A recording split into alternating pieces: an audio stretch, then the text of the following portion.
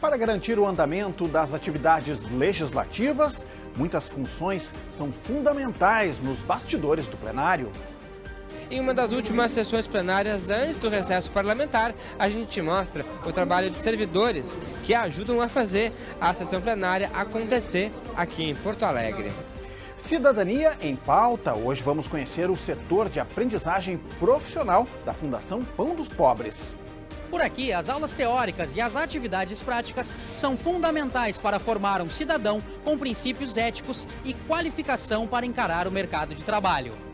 E aí, quer uma sugestão de programa bem bacana para fazer agora em julho? Então se liga nessa dica, vai ter mais uma edição do Férias no Museu. A gente está contemplando que as crianças e os adolescentes conheçam esses espaços, mas de uma forma mais atraente, que não seja só aquela visita formal, que não pode tocar nas obras, que não pode correr, que não pode falar alto, mas que eles tenham uma experiência muito positiva nesses espaços. E no quadro Cores e Causas, vamos destacar a campanha do Julho Laranja de prevenção e cuidados com a saúde bucal.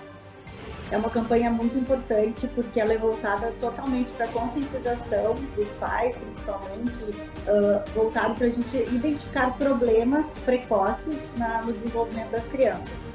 Tudo isso a partir de agora, aqui no Acontece em Porto Alegre, portanto, fique com a gente.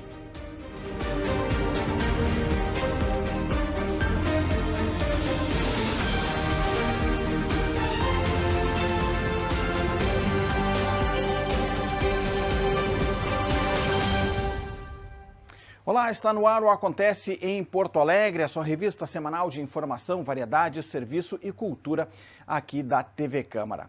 O Legislativo está no período de recesso. Os trabalhos parlamentares serão retomados no dia 1º de agosto.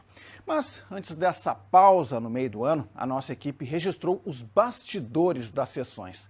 Vamos mostrar personagens que geralmente não aparecem nas transmissões da TV Câmara, mas o trabalho desempenhado por eles é fundamental para garantir o andamento das atividades no plenário Otávio Rocha. Vamos conhecê-los? Na tela, a primeira parte da matéria. Para a sessão plenária acontecer, é fundamental o trabalho de várias pessoas, dos servidores que fazem acontecer toda uma sessão plenária antes de começar efetivamente a ordem do dia. Hoje é um dia de votação de projetos aqui no plenário e tem uma equipe de servidores que está preparada para colocar ordem na casa, literalmente. Já está concentrado aqui, né, Eduardo, para estabelecer aqui uma ordem no trabalho da casa, que é justamente organizar o painel. Como é que funciona o teu trabalho aqui? A gente inicialmente cadastra todas as proposições da priorização da ordem do dia, né? É um trabalho bem dinâmico porque às vezes durante as sessões os vereadores acabam alterando alguns itens, incluindo, retirando, e depois a gente cadastra aqui o tipo de sessão, ordinária, extraordinária, o número. E daí aqui na parte de painel, a gente abre o painel para as votações, para as presenças também, em segunda chamada. Quando for a ordem do dia, nós também fazemos o início da ordem do dia. E quando acaba a sessão, nós enviamos relatórios para a sessão de registro e anais fazerem os cadastros pertinentes a cada sessão. Quer dizer, é um trabalho super atento que vocês têm que ter, prestar atenção em tempo real durante toda a sessão, às vezes sem ter horário para terminar. Sim, exatamente, né? Tem casos, não meu caso, mas dos colegas, que final de ano, assim, beirando o recesso, passa de meia-noite as sessões, né? Quer dizer, é fundamental ter essa parceria, inclusive com o teu colega ali também, que já está concentrado ali, escrevendo ali. Até vou aproveitar e chegar perto aqui para conversar com ele também. Como que é para ti? Há quanto tempo tu está aqui na Câmara também para fazer esse trabalho junto com o Eduardo? Bom, meu nome é Marcos, né? Eu entrei aqui no último concurso, na última chamada que teve, mais ou menos uns 5 meses. Nosso trabalho é de parceria aqui, né? Geralmente o Eduardo ele fica controlando o painel, enquanto eu fico, né, verificando a sessão, né, vendo o que está acontecendo. Vão entrando emendas, então eu vou avisando ele, né, porque ele fica concentrado ali. Às vezes acontece uma troca de presidente também, então tudo isso que está acontecendo, né, no ao vivo aqui a gente vai informando.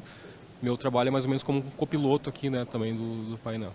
Quer dizer, é um trabalho em parceria, na verdade, de todo o parlamento aqui, inclusive até porque vocês dão assessoria também para a direção legislativa, é um trabalho realmente em conjunto entre todos. Exato, né? Às vezes acontece algum problema ali que envolva o painel, né? Nós somos chamados, enfim.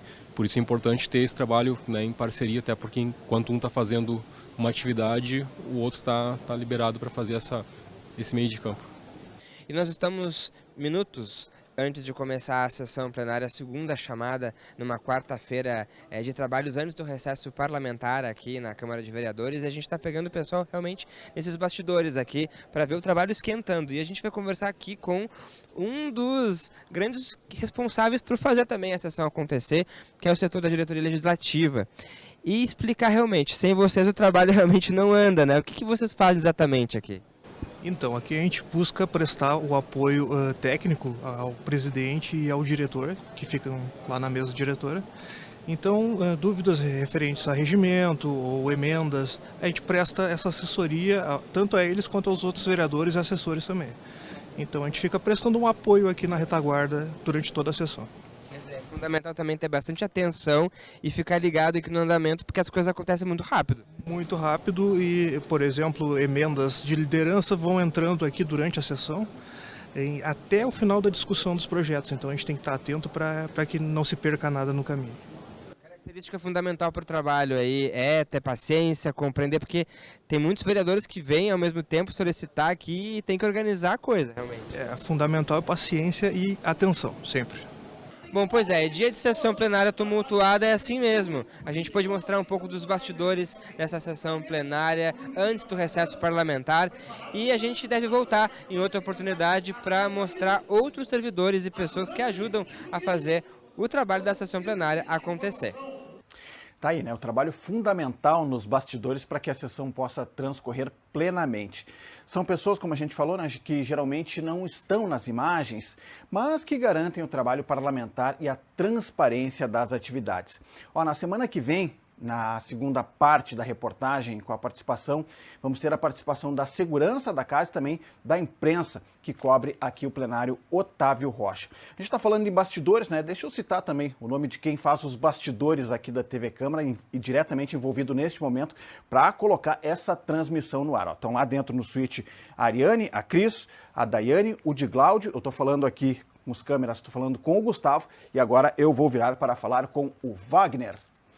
Muito bem, a gente citou aí que a Câmara está no período de recesso, mas antes dessa pausa regimental, o chefe do Legislativo Municipal recebeu jornalistas para uma edição especial do Café com o Presidente. O vereador Hamilton Sosmaier, do PTB, fez um balanço das atividades no primeiro semestre. Reportagem na tela do Acontece.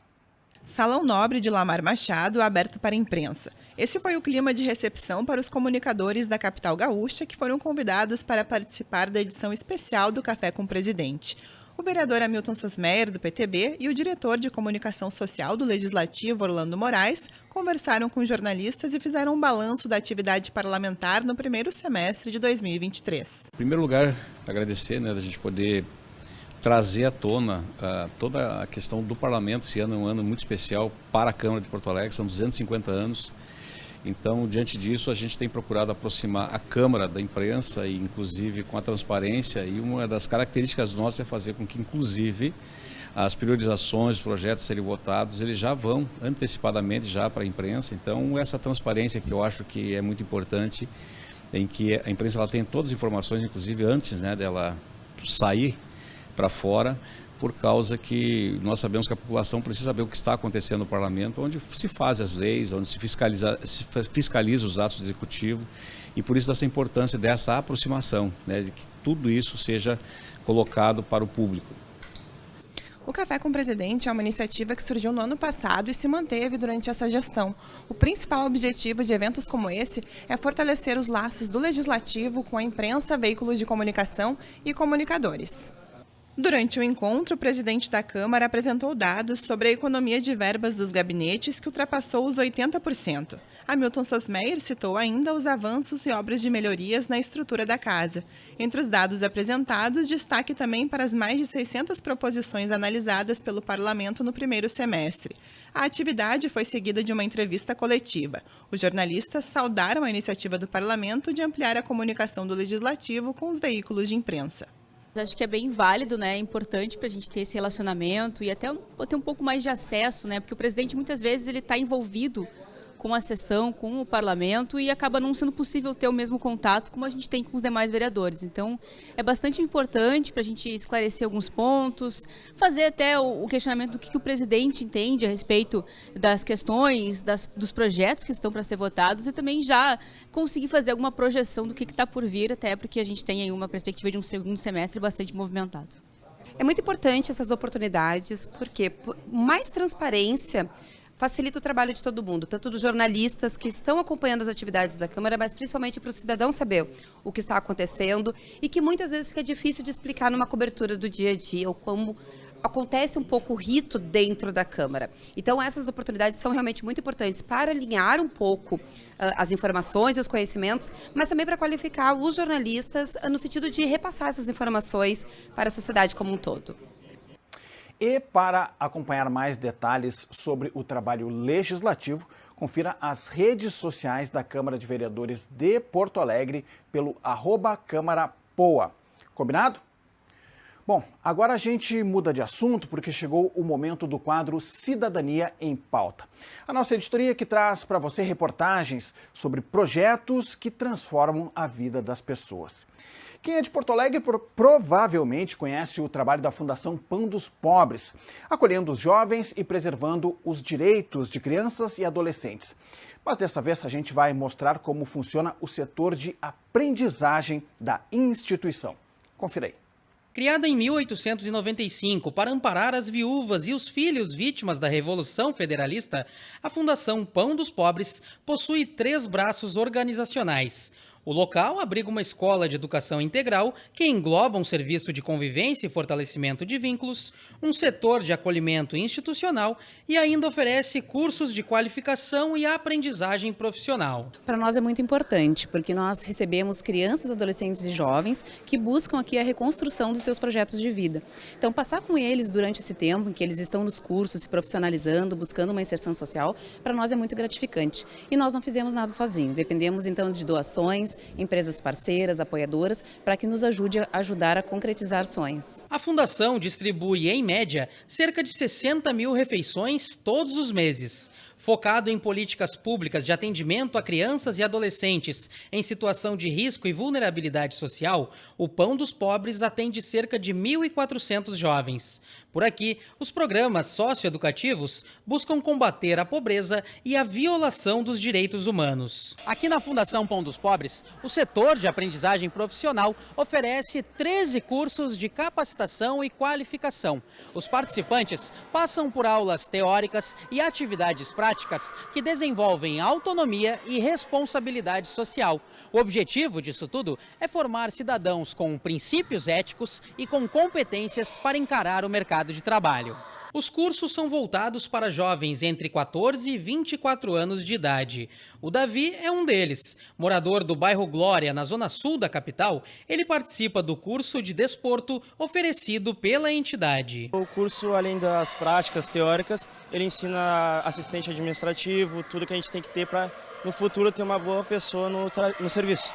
E no colégio eu tenho melhorado também por causa da educação que o senhor passa, que além de tudo também aqui é um curso para a gente se aprimorar no futuro. O Anthony é morador de Viamão, na região metropolitana da capital. Aos 17 anos, esse estudante do ensino médio está cursando as aulas de assistente administrativo. Antes, ele passou pelo curso de manutenção de computadores, onde hoje é monitor da turma. Depois, após a conclusão, após a minha formação, eu investi em ferramentas, material para que eu pudesse trabalhar em casa como autônomo de TI, até que eu conseguisse alguma outra proposta de emprego ou algo do tipo, mas por coincidências da vida acabei ficando aqui de novo. Mas sim, trabalho em casa, assim, com manutenção de computadores, hardware, peças e etc. E pretende ficar por aqui bastante tempo? Pretendo. Futuramente, o interesse na área da educação social talvez ficando nesse lugar aqui como um educador seria muito gratificante para mim. A carreira profissional da Sayonara começou há bastante tempo. Arquiteta por mais de 22 anos, ela entrou no setor de aprendizagem para buscar mais um diploma, dessa vez na área da gastronomia. Agora, ela é instrutora do curso de culinária da organização. Uma receita que deu super certo. Eu consigo conciliar as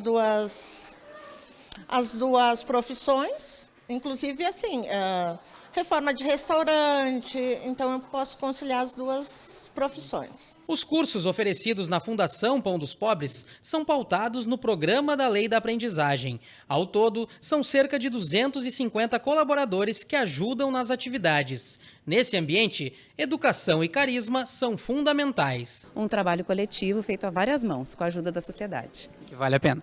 Vale muito a pena. A gente vê o brilho no olhar deles, a gente vê as famílias muito agradecidas, as pessoas que participam, voluntários. Então, toda a nossa rede de apoio é super bem-vinda e nos deixam muito felizes a cada trabalho realizado. Desde o início, há mais de 125 anos, o Pão dos Pobres sobrevive de convênios públicos e apoio financeiro de empresas e da sociedade civil. Para doar ou saber mais sobre o trabalho da entidade, basta acessar o site da instituição. O endereço é este, que está aparecendo aqui embaixo na sua tela. Em Porto Alegre, a Fundação Pão dos Pobres fica na Rua da República, número 801. Quem sabe você não faz uma visita e acaba colaborando de alguma forma. Belíssimo, né, o trabalho realizado pela Fundação Pão dos Pobres. Aqui no programa a gente falou inicialmente sobre recesso, né? Então deixa eu fazer uma pergunta aí. Que tal uma sugestão de programa muito legal para esse mês de julho? Então olha só, o projeto Férias no Museu fez tanto sucesso durante o verão que uma segunda edição do evento será realizada agora no recesso de inverno. A iniciativa, organizada pela Rede Educativa de Museus e Instituições Culturais de Porto Alegre, a REMIC Poa, contará com atividades em 19 espaços aqui da capital. Vamos conferir mais detalhes desse projeto com o repórter Gilberto Caeteano. Olá, Gilberto.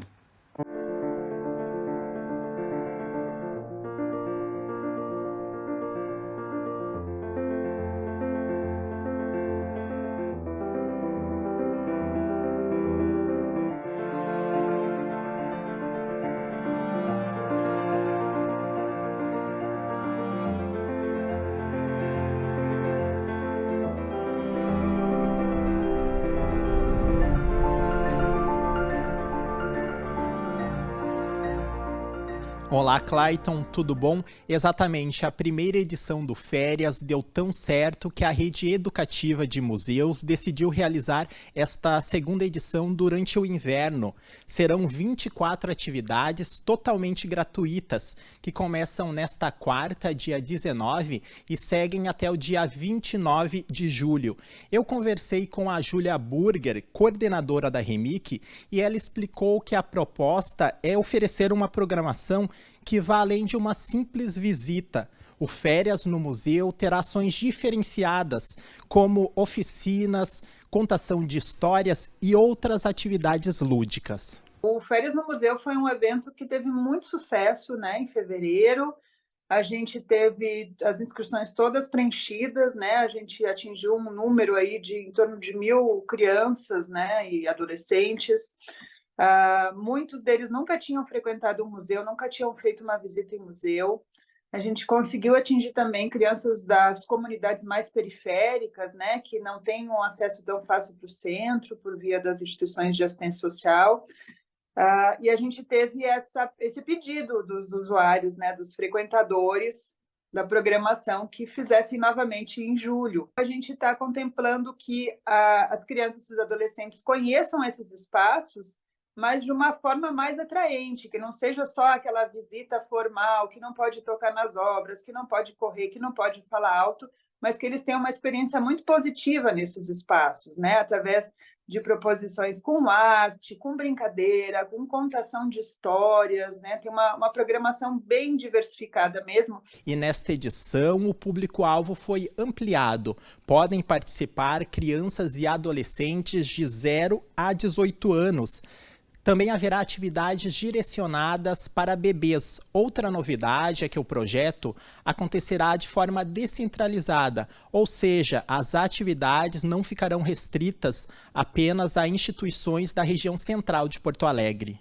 A gente está preocupado em atender o público de 0 a 18 anos. Isso é uma novidade dessa edição, que a gente está atendendo agora os bebês. A gente vai ter 2 atividades aí voltadas para os pequenininhos, né? Porque a gente acha muito importante que esse hábito de frequentar os espaços culturais venha de criança mesmo, né? Que eles possam ter esse acesso, que eles possam ser bem recebidos, usar o corpo no espaço com muita liberdade, né? Que possam criar também nesses espaços. As férias de inverno são férias mais curtas, então é uma ótima oportunidade da gente aproveitar esses espaços culturais da cidade, que são muitos, né?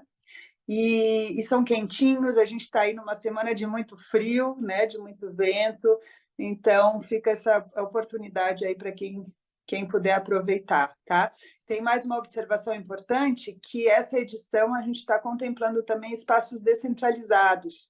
Então, a gente tem, por exemplo, lá no Museu das Ilhas, na Ilha da Pintada, vai ter programação, no Morro Santana, no Morro da Cruz, né? E também outras regiões ali, Petrópolis, Jardim Botânico, né? No próprio Jardim Botânico vai ter programação para que a gente não fique com tudo aqui na parte do centro histórico. E lembrando que a rede educativa de museus foi criada no ano passado como parte do movimento Cidade Educadora. Esse movimento é a união de várias instituições culturais que tem como objetivo tornar a educação como eixo norteador e permanente das políticas públicas.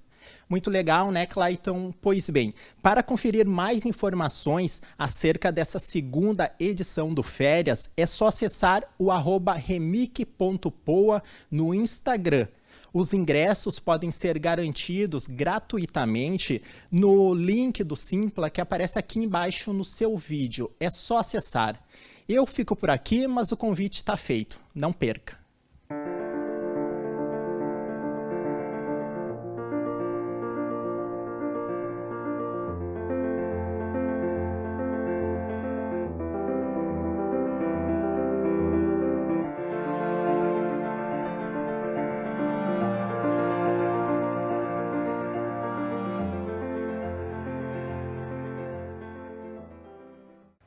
Valeu, obrigado, Gilberta. E convite feito, né? Todos os detalhes reforçando aqui pelo @remic.poa. Então, programação cultural e diversificada nas férias de julho. Grande pedida, hein?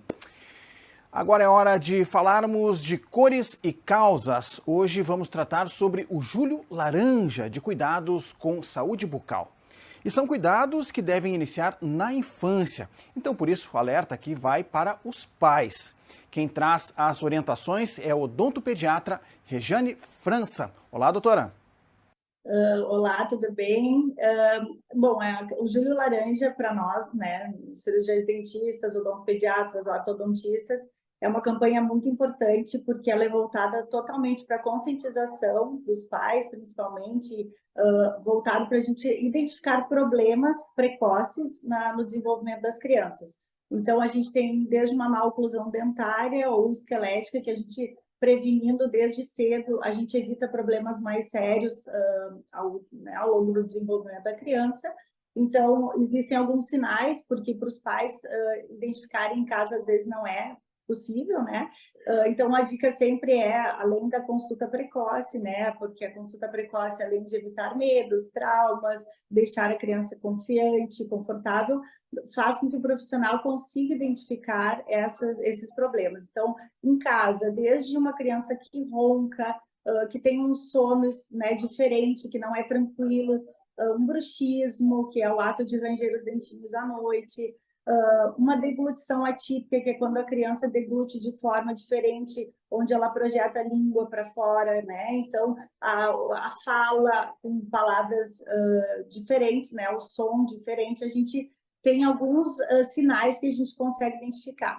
Então, alguns chegam e dizem, ai, doutora, o céu da boca dele é profundo, ele é estranho, a mordida na foto fica diferente, o rosto está tortinho. Então, existem alguns sinais que a gente consegue identificar, mas outros ficam mais difíceis para os pais identificarem em casa. Então, essa campanha é importante porque ela estimula essa conscientização do quanto é importante a criança, desde cedo, vir consultar e, né, criar hábitos saudáveis da escovação, da alimentação, né? Então, a gente explica tudo, como que a gente pode se alimentar, dependendo da idade, se tem dentinho ou não, para que aquele crescimento ocorra de forma harmônica, né? Satisfação assim para os pais, porque chegam aqui e dizem, se eu soubesse disso, oferecer uma carne não tão processada, uma carninha mais picadinha, mas, né, pequenininha, de acordo com o que tem de dentes em boca, uma chupeta adequada para que não altere tanto o perfil ósseo da criança, né? E até que idade, né, seria melhor essa chupeta estar presente ali ou não. Então, a gente explica muitas coisas, aparelhos, né? Às vezes as crianças chegam num momento onde já está instalado o problema de uma sucção de dedo, por exemplo. O que eu faço? Meu filho chupa o dedo, eu tiro, ele coloca, são coisas difíceis, né, da gente controlar, que às vezes o profissional consegue dar esse auxílio e até prevenir para que aquilo não fique tão, né, grave, aquele problema. Então, desde uma chupeta, hábito de escovação, chupar dedo, essas deglutições atípicas que são fáceis de resolver, dependendo com o aparelho, às vezes até com otorrino, fono. Então, é um trabalho multidisciplinar que a gente tem como orientar os pais. Dicas importantíssimas, né? Muito obrigado à doutora Regiane França, odontopediatra, que nos trouxe estas dicas. E essa é uma característica desse quadro, né? A ideia aqui é alertarmos sobre prevenção. O Acontece em Porto Alegre fica por aqui. Este e outros programas da TV Câmara você acompanha nas nossas redes sociais. E mais informações do Legislativo, acesse o site da Câmara de Vereadores de Porto Alegre. Para fechar, vamos ficar com as imagens do belo projeto desenvolvido pela Fundação Pão dos Pobres. Eu me despeço.